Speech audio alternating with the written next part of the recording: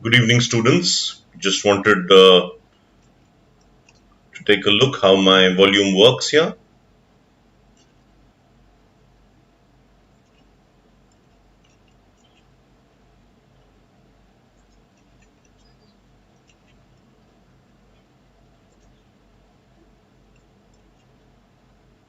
Good evening, students.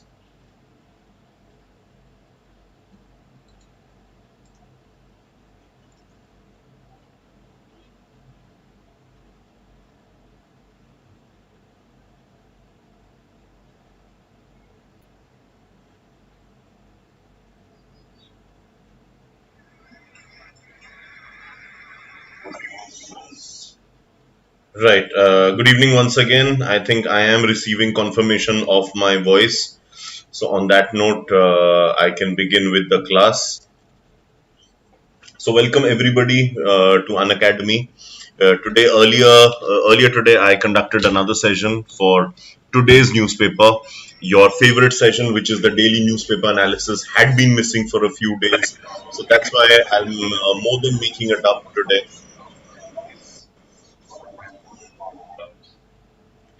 Today morning I did today's paper. Now I'm gonna do yesterday's because yesterday has been missing. A few other days also got missed. Let me see how I can fix in. Whenever I'm doing a date post facto, I'm not looking into the daily events but into the rather broad parameters, ones which have greater importance for a longer term. So don't worry, I'll make use of those days as well. But let me see how I work on the days which have been missed earlier. So, as I said, Unacademy, welcome all of you here. We are India's largest e-learning platform, present in different courses and many different languages. A total of 16 languages the Unacademy platform is available in.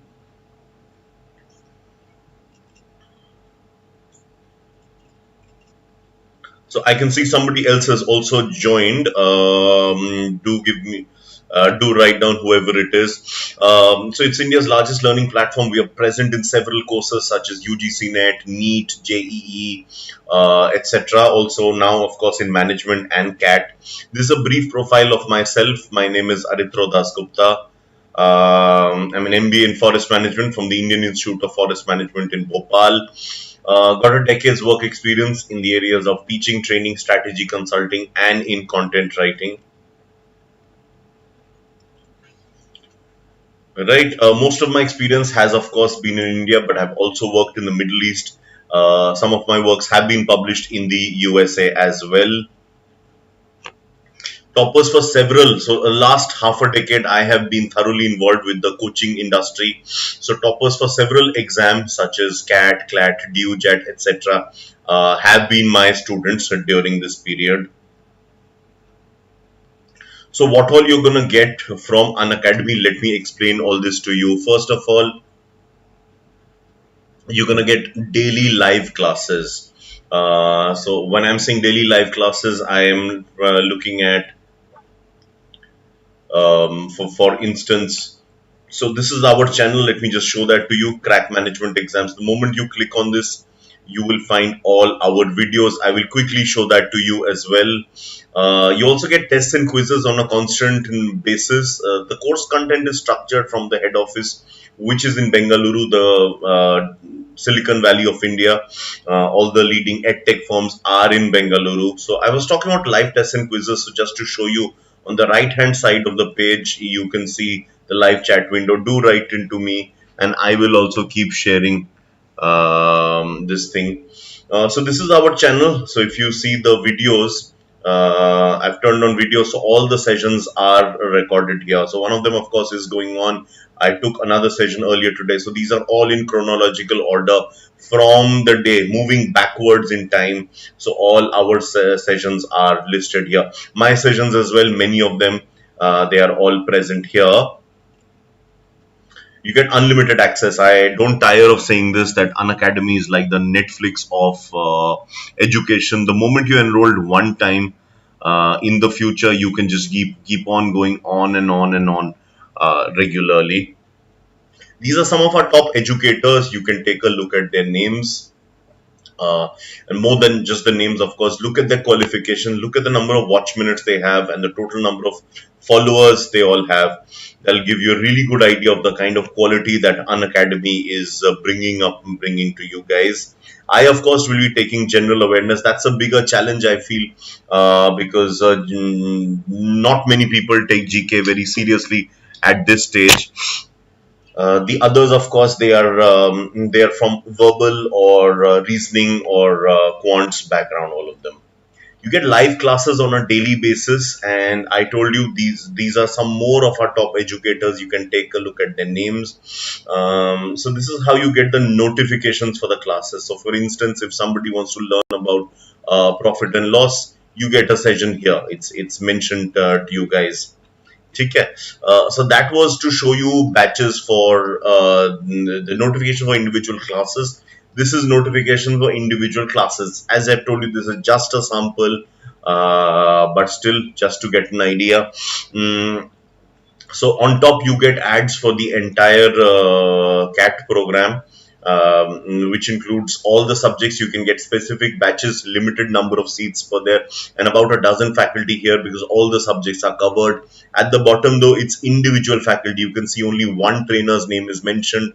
That's because this is based on one particular subject only. So do take a look at this as well.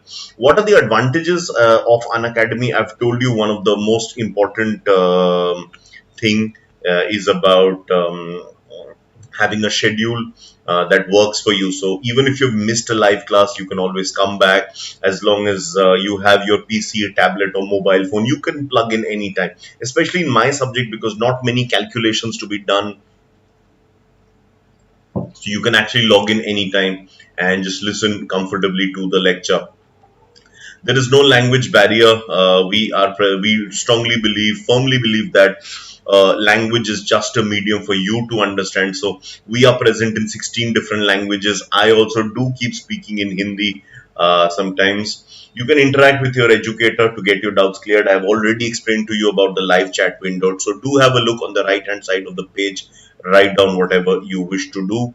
There are live polls as well. One I told you on YouTube, I can give you on the spot polls. But on unacademy.com, you can organize these polls.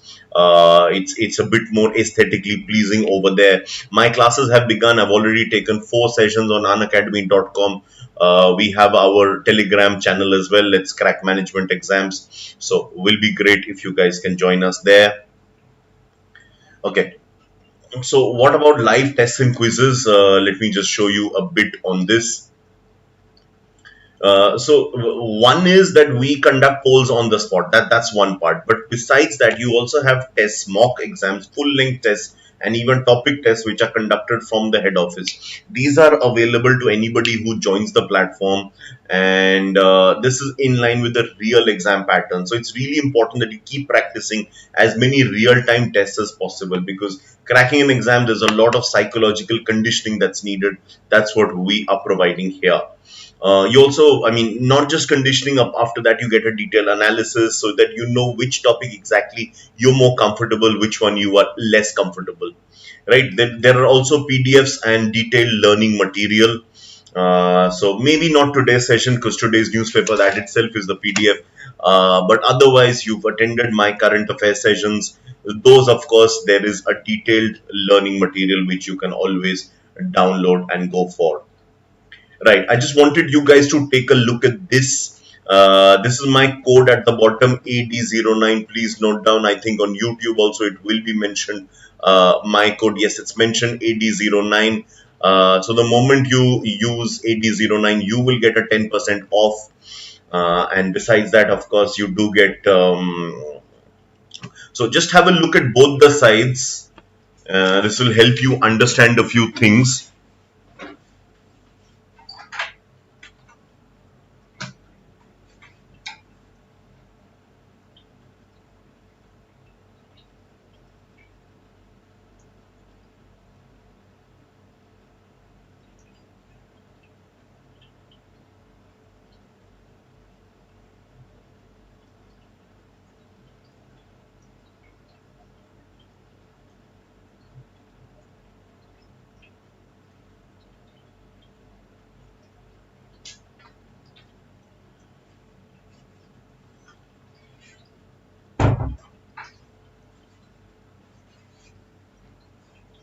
Right. So I hope you have taken a look at this. You can clearly see that the longer term a course you take up, the better it is for your overall deal. It might sound attractive 1 month, बस 3,000 और 150 देना है, 3,150.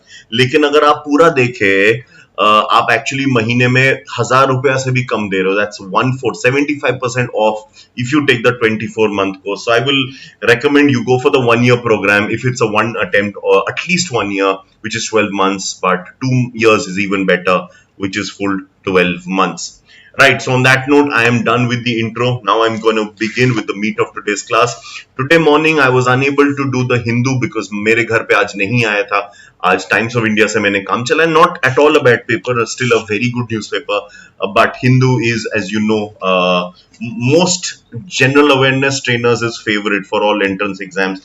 So here it is, the Hindu. Just wanted to show it to you. So on that note, let us begin.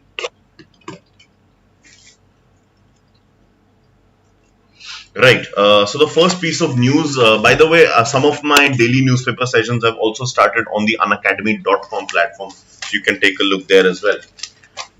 So I'll start with the first piece of news, which relates to the festival of Ganesh Chaturthi. By the way, happy Ganesh Chaturthi to all of you. Hope you had a wonderful day yesterday. It was. Till now, there are celebrations in many places. Now, Ganesh Chaturthi, of course, is a massive festival, especially in the west of India. Now, the top court in, especially regarding Maharashtra government, they are not happy that all religious activities have seen a blanket ban. Instead, what the court feels is that while several other sectors are being opened up, such as malls, restaurants, shopping complexes, then why can't temples be opened? Although there is a cautionary note even from the Supreme Court which states that it could eventually lead to a Pandora's box opening, because of course that may not be the exact language. I'm just interpreting, don't want to read the whole thing once again. I've read it, but so the idea is that because once you have a lot of people gathered, that could be the next big single source transmission, which is something we want to avoid at all costs. So there are 3 Jain temples in Mumbai which have been allowed to open for a few days, that with of course strict COVID-19 safeguard protocols. There is one tragic news from the state of Telangana. Earlier, the other Telugu-speaking state, which is Andhra Pradesh, suffered a terrible gas leak a few months back. You might recall that incident where in the city of Visakhapatnam, which is a coastal city, there was a leakage of the styrene gas, which is extremely harmful to the human body. Now we see something similar in the city of Srisalem, which is in Telangana. It's near Andhra Pradesh. Some of you may have heard of the Hussain Sagar Dam, which is one of India's largest dams. Now, Hussain Sagar Dam, one side caters to Telangana, the other to its original mother state, which is Andhra Pradesh. Now, of course, so it is on the Telangana side where the major debacle took place, and 9 people were killed as per the initial reports. Although some more people are also injured, but many were evacuated. So this happened suddenly in a electricity. This was a hydel electricity generating unit, and it broke out suddenly, and there is very little explanation. In fact, until this accident, this particular place was considered one of the safest. In fact, I have spoken to very senior electrical engineers and electronic engineers who worked in the public sector.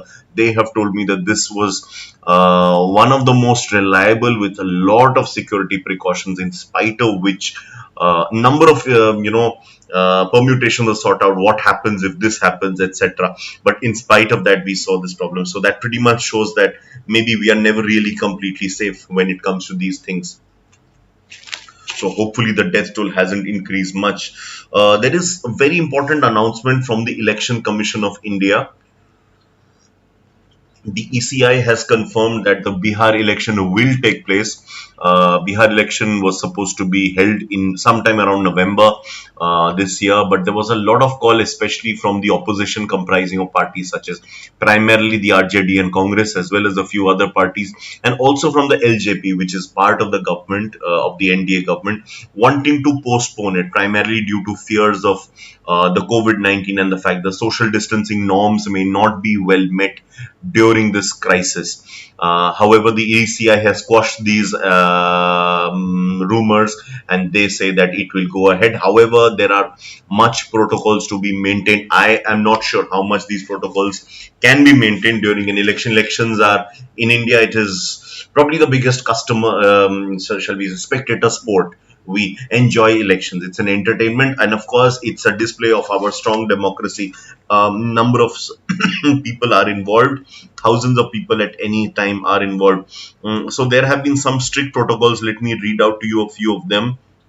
So public meetings and roadshows are allowed, but there needs to be a gap of gap maintained during every cavalcade.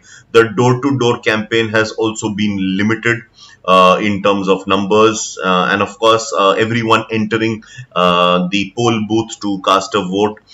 Face masks are compulsory. They will all be sanitized. There will be thermal scanners, gloves as well, face shield, and PPE kits. PPE kits everyone does not have to wear, but the ones who will be the officials there, the election officials, they, I'm assuming, are the ones who will need to use this.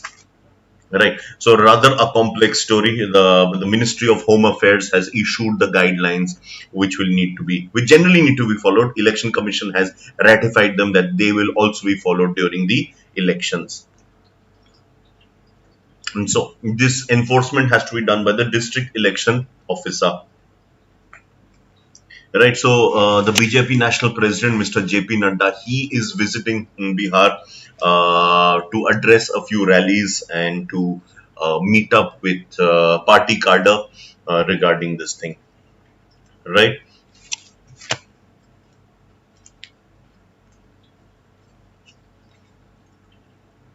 Okay, sticking to Bihar, there has been a maternity benefit scam. So you can actually use this. Anybody who wants to talk about corruption and how corruption is just a never-ending problem, it keeps on going on, can mention this thing. So there was this scheme which falls under the NRHM, which stands for National Rural Health Mission.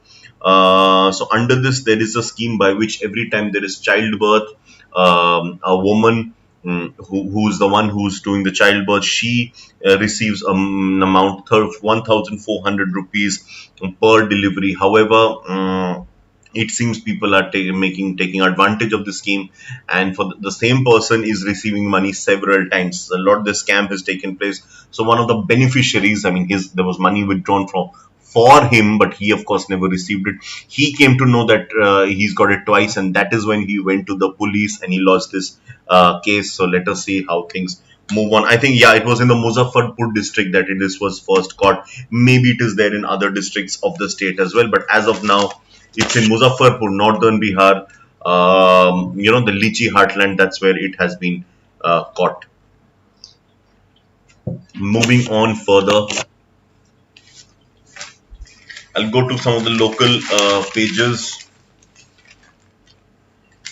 So JNU, Jawaharlal University, they have begun registration for the new term. Students will now need to clear their dues, which was pending all these months, so that eventually classes can then begin. Just like the other universities, JNU also starting with their process. The JNU SU, or the JNU Students Union, as well as the JNU TA, or the Teachers Association, both, however, are asking for postponement of the process. Some students are asking for fee waiver because they've not had contact classes the last few months. This is something a lot of universities, schools might face this kind of an issue. Sticking with universities based in Delhi, the DUTA, or rather the Delhi University Teachers Association, is also protesting because staff members in 28 colleges have not received wages, so have not received salaries for several months now. And some of them, they were protesting at Mandi House, which is at the heart of central Delhi, heart of Lutyens Delhi, as we call it.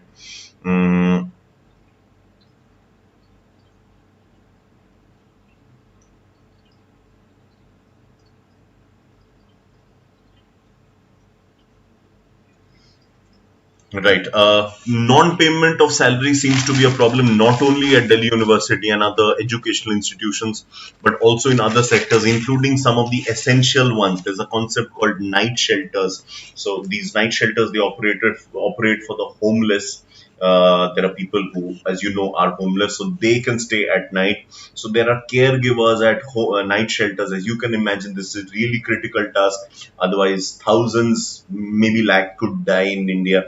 So in Delhi, for up to 5 months, several of these night shelter workers have not been paid. In one of the cases mentioned, there's a father-son duo that they have been working together. They have not been paid their dues as well. Right. Most of the rest is local news or political scramblings, which I don't want to get into.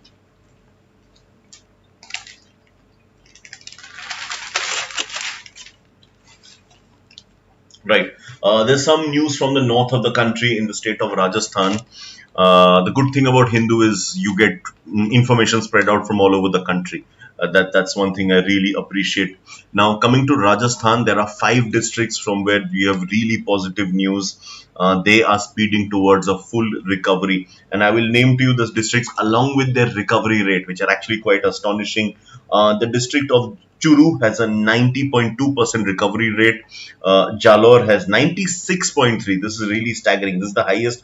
Junjunu, which is near Churu, has 91.4. Pali 91.2 and Sirohi is 90.6. So 5 districts above 90% recovery rate. This is an astonishing achievement. So very less has been the. In fact, they are doing 45,000 tests per day. The state of Rajasthan, thanks to the upgraded RT-PCR facilities in this state. Mr. Akhil Arora, who's the Principal Secretary for Medical and Health in the state, he says that the spike in number of positive cases was because of the increased testing, which, as I said, is now 45,000 a day. But there's nothing to be alarmed because there is a tremendous recovery rate in the state. Moving on to neighboring Haryana, Haryana, of course, has now declared another lockdown, not full lockdown, but only a weekend lockdown. Taking a cue from Uttar Pradesh, UP did the same, has been following that. Haryana now has a weekend lockdown where all commercial shops and shopping complexes, markets, and of course malls, these will be shut during the weekends until further orders are issued. So this was issued by the Home Minister of Haryana State, Mr. Anil Vij. So this is, of course, to ensure increased social distancing. However, none of the other things are banned. Everything else continues as normal. There is no transport ban or ban in movement cars for essential services. Generally, for movement, there is no ban like it has been in Unlock 3. Remains the same as it was in Unlock 3, except that commercial complexes are now closed. This has come as a massive blow towards the trading community because things had just started recovering after months of massive economic slowdown. Things have started recovering, but seems once again going bad. Okay, moving into neighbor Punjab. Punjab and Haryana have been locked in a slight tussle regarding the SYL issue. Are you aware of what is the SYL issue?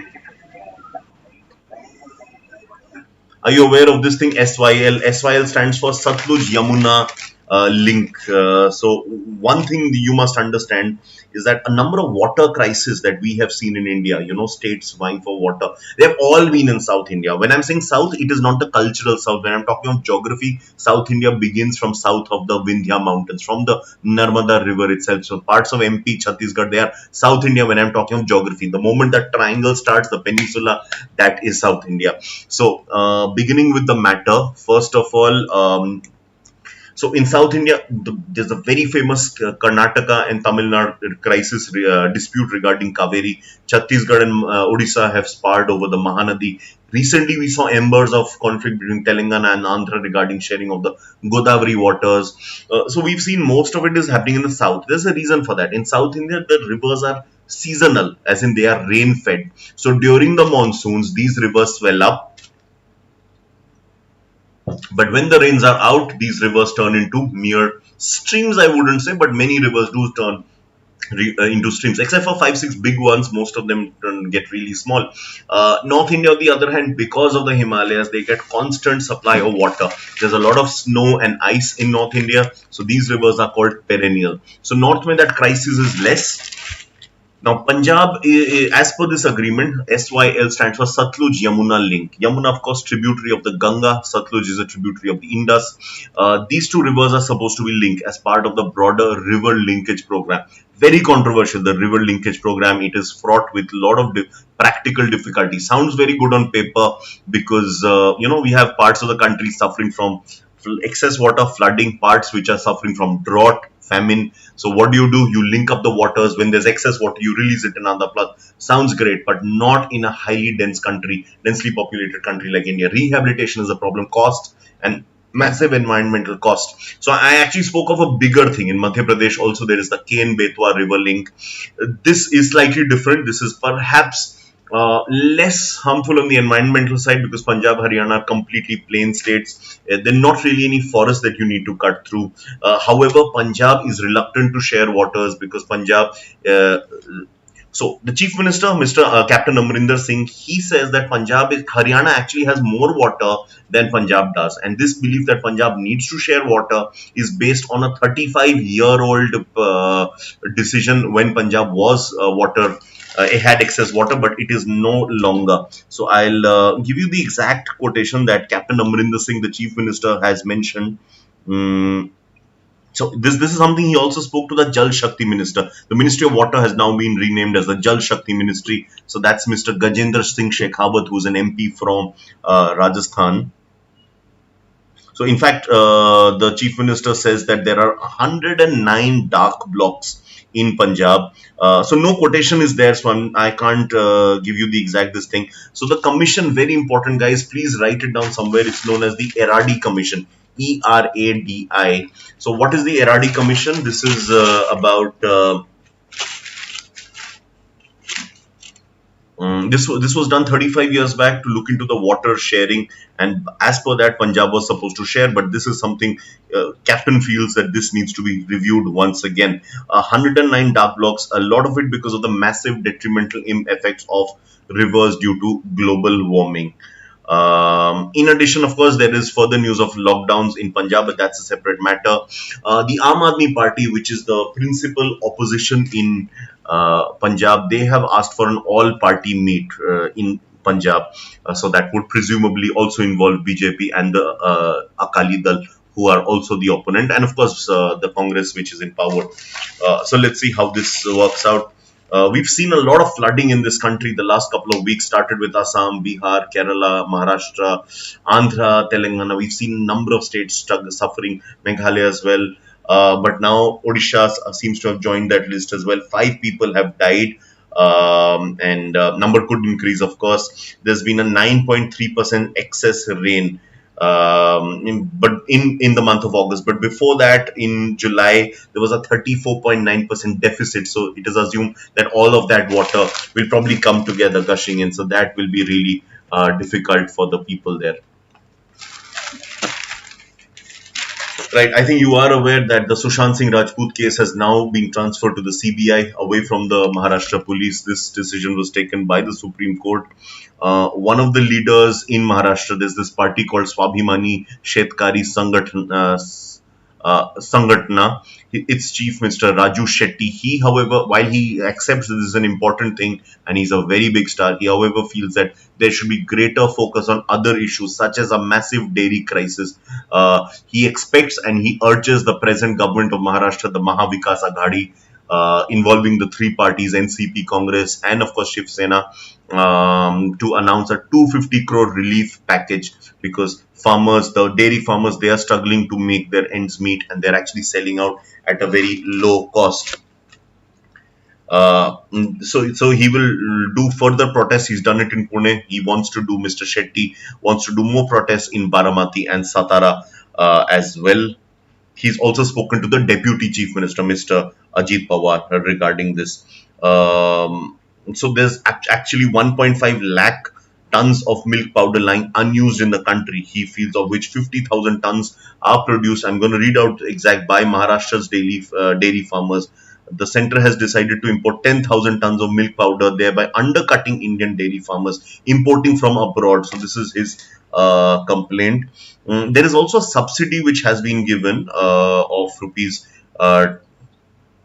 I'll just read out to you the exact purchase: 6 crore liters of milk at 25 per liter. The subsidy of 150 crores, however, he feels has benefited only the big associations.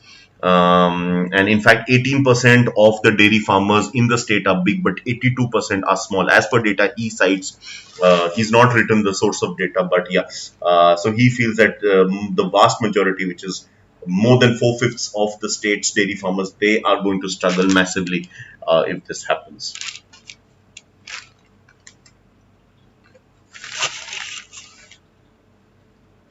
Okay, there is some heartwarming news from the district of Nuh. Nuh is one of the most backward districts of Haryana. It lies between two extremely prosperous districts of Gurugram and Faridabad. It is also Haryana's only Muslim majority district. So in Nuh, a lot of the education sector was real badly hit after the lockdowns, because as you can understand, a lot of people, who many of them are quite poor, they did not have smartphones with them. Many did not even have televisions, because even the state government started broadcasting lessons on TV, but even that was not reachable to them. In fact, a data suggests that only 27% households in Nu have TV sets, and only a fifth, which is 20%, of students had access to smartphones. It says access to, so it doesn't even say they have their individual ones, but there's something. So what the state has done is they have done something called smart learning. This is something really interesting. New tools have been introduced, such as Mohalla. I'll read out to you what exactly one is: the Mohalla Pathshalas. You also have radio tuitions, and you have loudspeakers. So a lot of the religious centers and public places or schools, they have now been fitted in by the local administration with loudspeakers. These loudspeakers are blaring out lessons for the students to learn. Students are gathering in common places, maintaining distance, and then they are actually learning. There's a local radio channel which has also been set up, known as Radio Mewat. No, please understand, is the capital of the district. Yeah, the district was earlier called Mewat. There's a Mewati community as well, which was later renamed. This district was renamed as Nu. So that is when things changed a bit. So the station in charge, Mr. Sohrab Khan, he is the one who is leading. So this is, I believe, a tremendous initiative to help out some of the poorer people in the country. Right. Just give me a moment, guys. I'll just be back in a moment.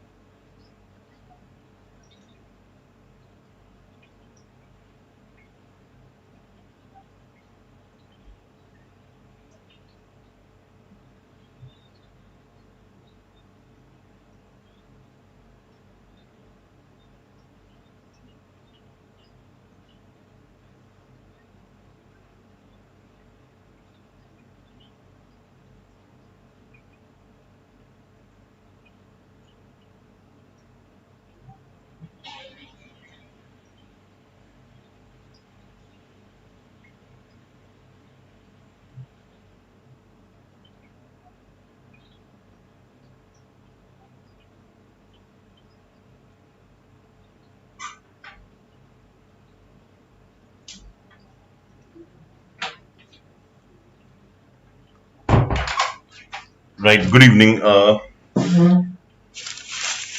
Okay, so now I'm moving on to the most important page, probably from an entrance exam point of view, which is the editorial page. So on the editorial page, there is a really interesting article. I'm going to read out to you the headline of the same.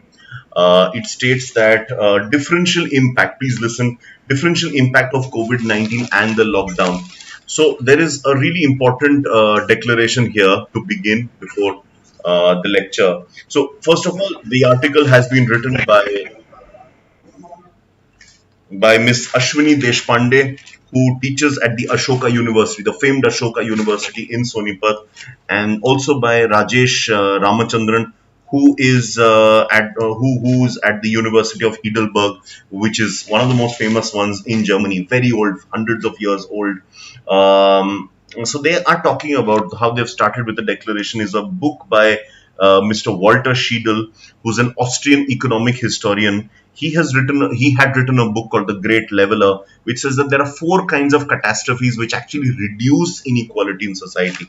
Which are they? One of them is a pandemic, second is a war, third is revolution, and the fourth is state collapse. He argues, and with a lot of proof and examples, how after each of these four events, the availability and the price of labor increases, while the rich also suffer equally, and thus it leads to something of an equality happening. We are right now in the middle of one of these four, which, as you had guessed, is a pandemic, and we are also seeing something similar, although not completely similar, because yes, there have been the poorer people have been exposed more, and they are suffering greater. In fact, some of the poorer people who tend to suffer are people with lesser education. So education is definitely a factor. In the case of India, there is also the caste factor. So people from the lower caste, the SC, ST, and OBC, they have been observed to be struggling more. In fact, there was a study. The organization is the Center for Monitoring Indian Economy, while they took out a study called the Consumer Pyramids Household Survey, or CPHS. So the CPHS by the CMIE, it looks into a massive database which covers 1,74,405 households. So more than 10,000 households per week. So it's a massive work, and they have seen several of the first four lockdowns and also the first three unlocks, and they have seen that the suffering has been much more among the people who are from the SC, ST, and OBC communities. That has pretty much been brought out. There is further report that in spite of the fact that they are suffering more, we do see evidence of, because we are all suffering, so that is unintentionally leading to something of a greater inequality. Not the way we would have wanted, but yes, something is taking place. Um, there is also an article by Mr. Jayant Sinha, who is a BJP, who's an MP, member of Parliament. He's a BJP MP from Hazaribagh constituency, mineral-rich part of Jharkhand. He's also the chairperson of the Standing Committee on Finance in Parliament. So he has written about how India is well on course for recovery post the pandemic, and in this future India will actually do very well. He's in fact also, I mean, just to add, he's also the son of Mr. Yashwant Sinha, who was one of the top ministers in the Atal Bihari Vajpayee government. There is a report on, it's a full page report on Sri Lanka. Sri Lanka is a country which has suffered less during COVID-19 than several of its neighbors, such as India. However, in spite of that, economy has been badly hit like every other country, and especially the same story. It's from the urban areas, migrant workers, internal migrants have gone back to their own areas. So especially the district of Nuwara Elia, which is a tea production hub, that area is seeing massive, shall we say, unemployment and economic woes right now. There have been about 3,000 cases, less than that, and only 127 are active right now in Sri Lanka. So in that count, the country is doing great, but the stringent lockdown, it means that the economy is not doing that well. There is also the thing of, again, just like its neighboring countries and other developing countries, Sri Lanka too has a large number of people staying abroad, and a lot of the income that is generated in the economy is from remittances of these people who work abroad. This too was a stream of income that has reduced in recent months, especially from West Asia, the Gulf region, from where many Sri Lankan nationals had to return or they were laid off in those countries itself. So lots of desperate measures have also been taken by people to somewhat return. But a lot of people now, with elections just having taken place and a resounding victory for the elder Gotabaya, elder Rajapaksa brother, there is this feeling that now we are done with the politics. We have done quite a bit on the pandemic, but now is the time to restart the economy. So people are questioning, where are the jobs?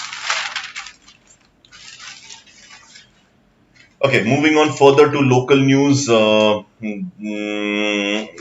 Godavari river, which has been flooding very badly in Andhra Pradesh, its level had sort of petered out in between, and we thought that the curve was flattening, but now it is once again, there's another warning in the Bhadrachalam district, which is near Odisha in Andhra Pradesh. Right, a few states have actually seen steady rise of cases. Andhra Pradesh, Kerala, and Telangana, they were doing quite high, but they have actually managed to flatten the curve somewhat, but still not completely. Southern states are actually struggling with quite a bit of this thing. One of the southern states, so this page is on the south, Kerala, however, another state which goes to elections next year, just like Tamil Nadu and Puducherry. Kerala, I'll read out to you the headline. Kerala readies to host its first Dragonfly Festival. You heard it right. Dragonfly, of course, considered a pest by many, but still definitely an important animal in the ecosystem. So there is this festival. I'm going to read out to you the exact name. It's called the Thumbi Puranam, which is being organized by the Society for Ordinate Study. It's the first ever state dragonfly festival in Kerala. It is going to spread awareness. There'll be lots of contests, especially for kids, painting contests, most of it virtual, to ensure social distancing norms are maintained. There'll be a dragonfly coloring and other such activities for the children. Through its Facebook page, the SOS is spreading information on this particular thing. The events, not all, SOS is overall the organizing body, but there are individual events are also being organized by other environmental and wildlife organizations. I'll give you some of the names. One of them is by WWF India. There's also the famed BNHS, or Bombay Natural History Society. There is the Indian Dragonfly Society. Also, in association, you have the National Biodiversity Board, or the NBB, the UNEP, United Nations Environment Program, and the UNDP, United Nations Development Program. And finally, the International Union for Conservation of Nature, IUCN. So three UN bodies, UNEP, UNDP, and IUCN. All three UN bodies, they are also somewhere or the other involved. Right, Mr. Sivakumar of WWF India, he's the one who can be contacted for further news. I'll discuss with you the Nagaland case maybe tomorrow. Today, earlier in the morning, if you remember, I discussed with you guys the Bodo Accord. Bodo Accord is from neighboring Assam, and that has been one of the big, great successes of the last 12 months and how that has been solved. However, now the neighboring state of Nagaland also requires a similar treatment.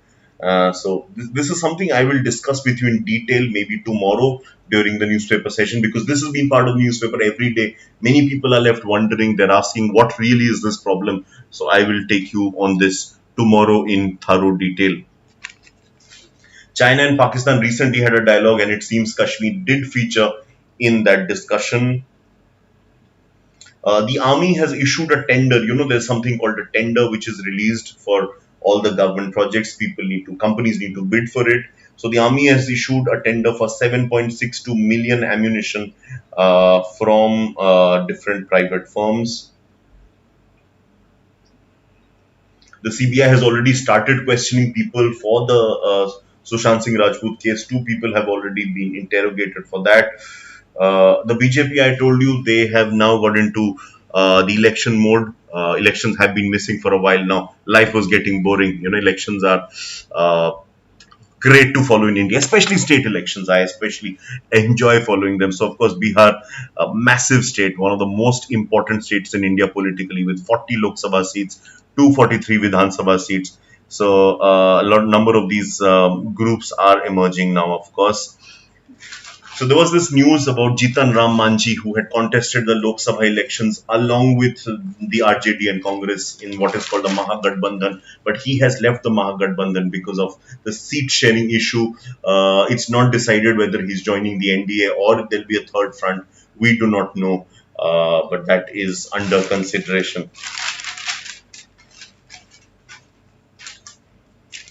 Right, moving on further.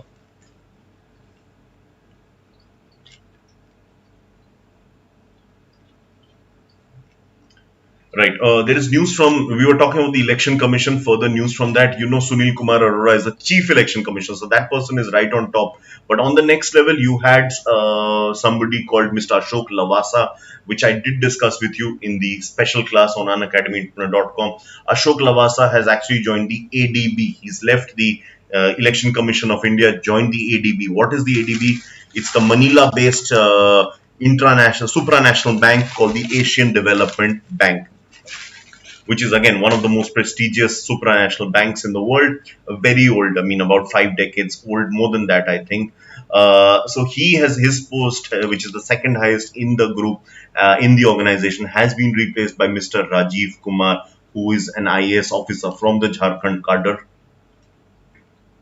There is news about Facebook. Facebook has been embroiled for quite a while regarding how it monitors hate speech and how it looks into political debates on its platform. Facebook has deleted a lot of hate messages. So Facebook India's Vice President and Managing Director, Mr. Ajit Mohan, has confirmed that Facebook's policies on hate speech are uniformly applied. Guys, please go through this case very well. There's a combination of a bit of politics, but a lot of business and about personal data. So this can be a very important GD or VAT topic. Please read up on this further. The National Green Tribunal, which has been active with quite a few states now, especially in Assam, regarding the Oil India Limited and its work in the forest, they have now sent a notice to some cement plants in Meghalaya who have been known to be flouting the norms. Nagaland wants to remove the ombudsman known as the Lokayukta. The Supreme Court, however, has sent Nagaland a notice on this thing. So Shivraj Singh Chauhan, who's the fourth time Chief Minister of Madhya Pradesh, he's one of the tallest leaders of the BJP. He has confirmed that there is this National Recruitment Agency, the NRA, who the people of Madhya Pradesh who pass these exams who do well in these exams, they will directly be considered for government jobs. They will not need to give individual Madhya Pradesh state level exams. This, I think, is a bold move because that facilitates one exam rather than multiple exams. There is a really interesting piece of news from the state of West Bengal, North Bengal actually. So you have this forest area there, a national park called the Joldapara National Park, which is home to Gaur. Gaur is the largest bison variety in India, weighing about more than 500 kilos. I think it's even more. I think it's about 1,000 kilos. I'm not really sure on that, but it's the largest of the Indian varieties. I think it'll be around 500, but anyway, I'll go get back to that. So there is actually the Matiali block within the forest where within the Gorumara National Park, which is near Joldapara, North Bengal. So a sniffer dog has proven to be extremely successful. The dog's name is Orlando. This dog has actually found the carcass of Gaur. Gaur is, please understand, it's illegal to poach. It's a wild animal. Its meat carcass was found somewhere. So the sniffer dog. So this has been one of the great crimes that has been solved because there was fear of poaching. So Mr. Janmajya Pal, who's the additional division forest officer of this wildlife division, he has confirmed that the accused, even the horn of the bison has been recovered. So it is the first successful case for this dog, which is a Belgian Malinois breed dog. Right, moving on. So there is a study that anybody who contracts dengue, which is again such a deadly disease, afflicts so many people in India every year. Anybody who gets dengue and is then tested for COVID-19, there could be a wrong diagnosis, misdiagnosis. That's what the study, which was done by the CSIR, Council for Scientific and Industrial Research's association with the Indian Institute of Chemical Biology, which is in Kolkata. So the CSIR IICB study, which was in Kolkata, they have confirmed this thing. So the AIIMS in Delhi will further continue with its COVID research using autopsies. Right. In fact, some ventilators which have been funded by the PM Cares Fund. They have unfortunately failed in the first attempt. These were two companies that got 22 crore rupee advanced in May. These companies have been dropped by the ministry's list. These companies are, one is the Jyoti CNC Automation, the other is the Andhra Pradesh MedTech Zone. They have already received a big amount for this research. However, their stuff has not worked out. Yeah, so the government now wants, the ministry wants of health wants those with GPS tracking, as that will be much easier to work on. Former President Mr. Pranab Mukherjee, he is being treated for lung infection. The worst seems to be over for him. He does seem to be on the verge of recovery.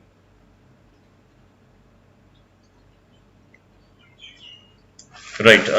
Moving on. So this being Saturday's newspaper, there were quite a few lighter articles. So there's an article by the chef, Mr. Rahul Verma, on how the purple plate, which does cater to the Oriental palate, that has actually returned now. There is an article about a unique local design style called Kasavu, which is from Kerala, from especially the district of Travancore. So the article, I'm just going to read out to you one line from it. It says, how Travancore Design Company, it's a specific company, a collective of Kerala designers, is helping Balarapuram's tradition. The name of the city town is Balarapuram.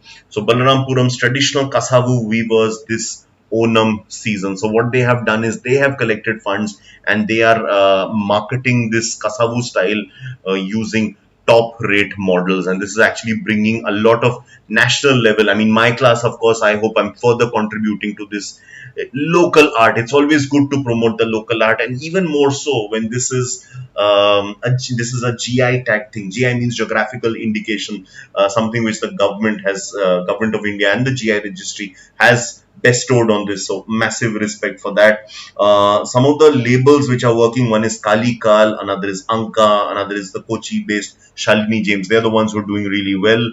And by the way, there's a lot of history to this thing. It comes from the era of, there was a king called Balarama Verma who ruled from 1798 to 1810, just 12 years. But his rule in Travancore led to this art flourishing.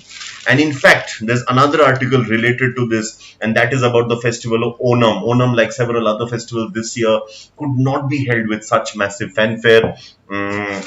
That also led to clothes being changed in terms of the way they are marketed. So this year saw more of the simple white colors returning rather than the typical. Usually it's more colorful, but this year it was more simple to pay respect to so many who suffered this year, health-wise and of course economically.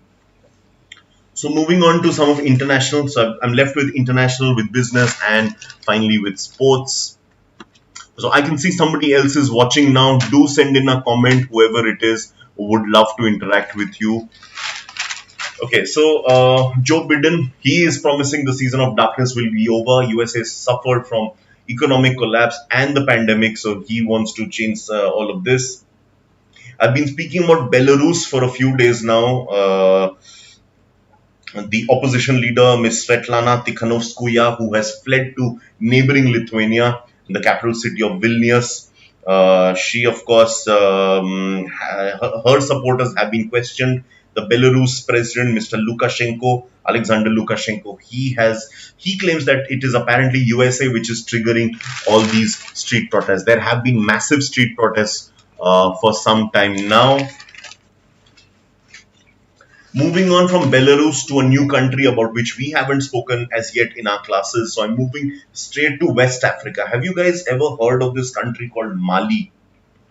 Mali is a country in West Africa, or rather Northwest Africa. It is a country mostly surrounded by desert. Not exactly the Sahara, but an extension of the Sahara known as the Sahel Desert. Pretty dry country. However, it was not always the case. Mali was at one stage, going back into hundreds of years back, it was a source of a lot of gold. You may have, some of you, heard about a mythical city called Timbuktu. Has anybody heard of this city called Timbuktu?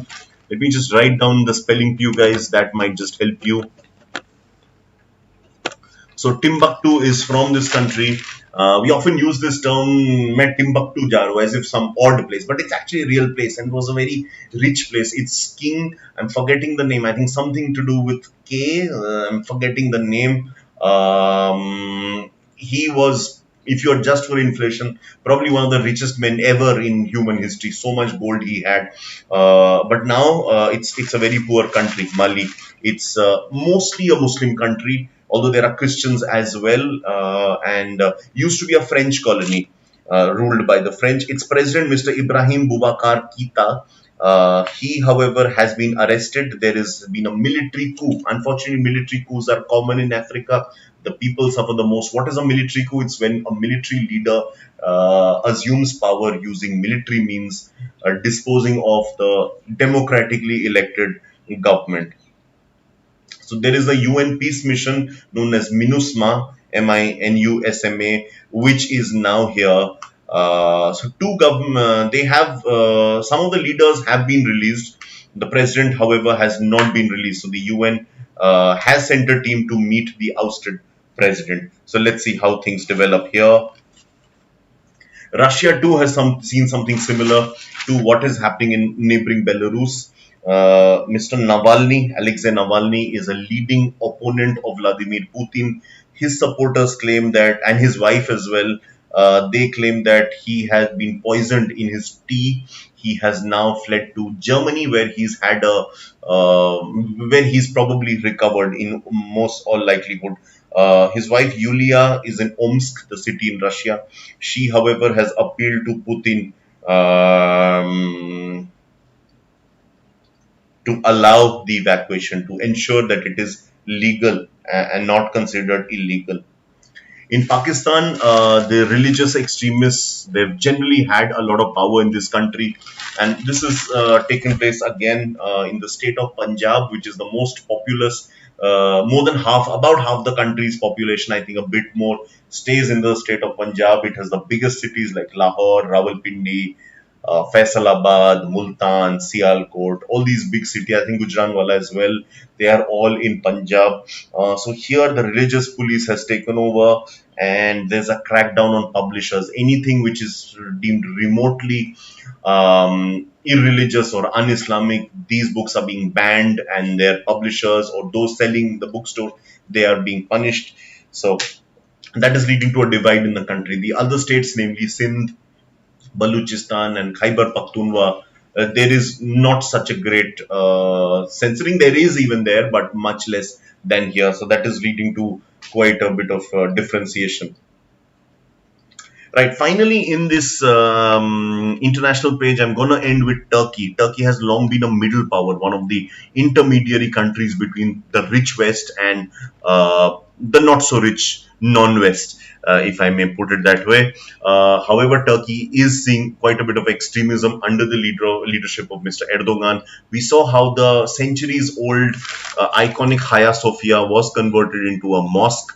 Now, something similar, it's a neighboring mosque not far from there, known as the Kariye Museum, which has also been a Christian church in the past. This will also be converted into a church. It's also known as Chora in local language, also present in the biggest city of the country, in Istanbul. Istanbul straddles both the continents. One part is in Asia, one part is in Europe. You know, if anybody watches football here, the football rivalries are also based on that. You know, Galatasaray supporters, they're westernized, based in Europe. Fenerbahce supporters, they are the Asians, based on the Asiatic side of Turkey. They're more traditional, more conservative. You know, so there is that sort of rivalry between the two sides. Okay, moving on to your favorite page, which is the business page. My favorite is sports. Moody's, one of the leading credit rating agencies in the world, they have, from USA, of course, they have claimed that state-run banks, so PSBs, public sector banks, they are staring at a capital shortage once again. PSUs, remember, the public sector banks last year had a merger. 10 public sector banks merged into 4 units. A lot of that process is still taking place, but there are lots of non-performing loans which are here. A lot of it will be driven by retail and MSME segments because these are pretty much struggling. That's what Moody's has warned. The stock market apparently does not reflect the state of the economy, so there will be a correction in that, says the RBI Governor, Mr. Shakti Das. We are also seeing a construction. This is an interesting indicator. I mean, one could actually call it one of the basic industries, which is construction. So we are actually seeing construction equipment sales rising in most parts of the country. So I'm going to quote or I'm going to refer to Mr. T.T. Srinivasa Raghavan. He's the MD of Sundaram Finance, which is a major financing agency for a number of these construction companies. So he says that construction demand is now seeing a massive uptick. It had reduced massively during the lockdown period, but now with unlock kicking in, there has been an increase. In fact, the total disbursements had slumped to 79%, reduced by 79% during the quarter ending June. That was reduced to 929 crores. But now the construction sector is seeing a boom and has increased again by about a fifth. So this is probably an indicator that better days for the economy might be ahead.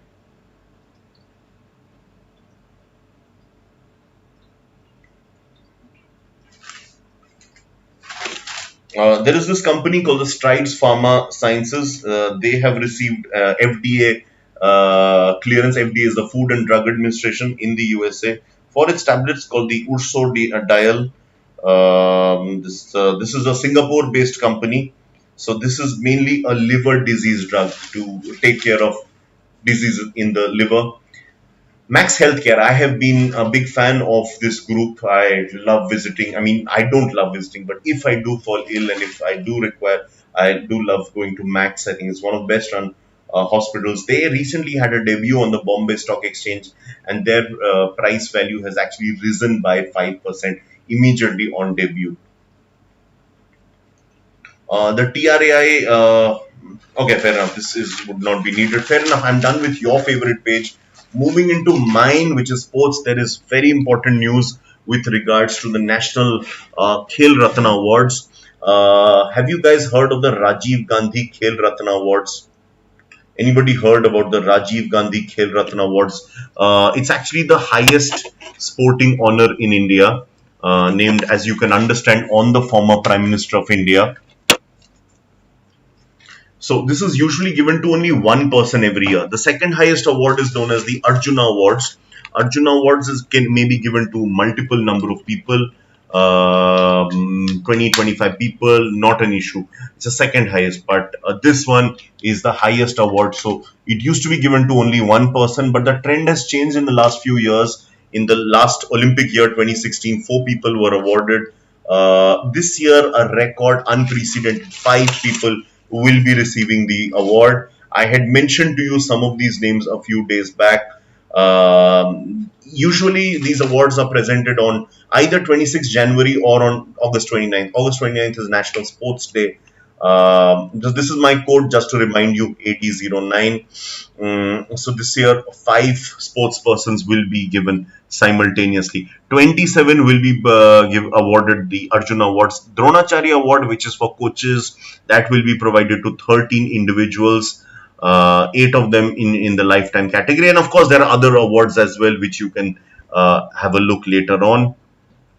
All fans of Formula One, there is news for you. Williams Formula One team, which has been there for quite a few decades now, 43 years old company. They have been sold to an American company by the name of Dorilton Capital. This was announced. This was founded by Mr. Frank Williams and Mr. Patrick Head.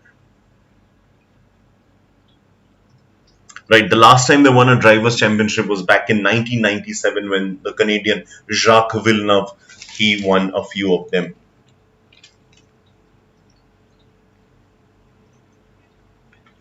Right, the good thing for cricket fans is that some of the teams have arrived in the UAE. You know, IPL this year to be held from September 19th in the United Arab Emirates. So 3 of the teams, Chennai Super Kings, Mumbai Indians, and the Royal Challengers of Bengal, they have Royal Challengers Bengaluru, they have reached the UAE, while the Rajasthan Royal squad has completed its first testing. So they are also for COVID-19, so they are also ready to reach the UAE.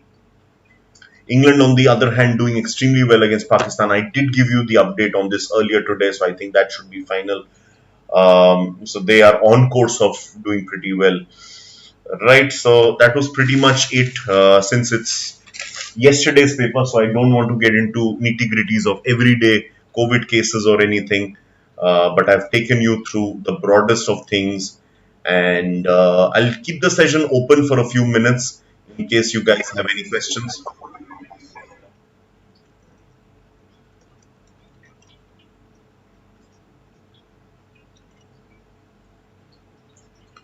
So I'll just keep the session open for a few minutes. This is my code I've shared with you earlier, and I keep saying I love this dinosaur, this fire spitting dinosaur. AD09, that's my code. So do like, share, and subscribe. This is our channel, Let's Crack Management Exams, and of course we have classes on unacademy.com as well. Tomorrow morning 9:30 a.m. I'm taking a class on the unacademy.com platform. So see you all guys at that time.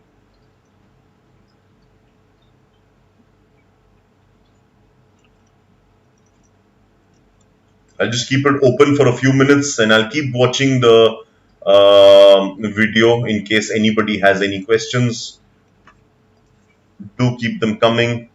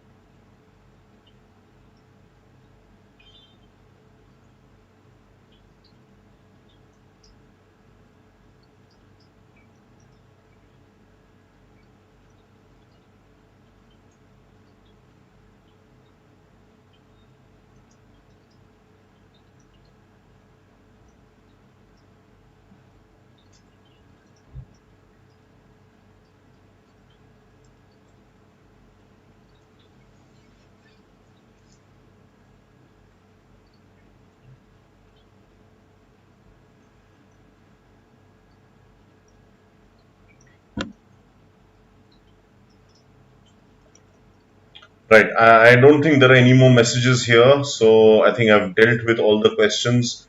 So let's wrap it up now, if you guys are all right. Thank you so much, guys. This is my code. Do like, share, and subscribe.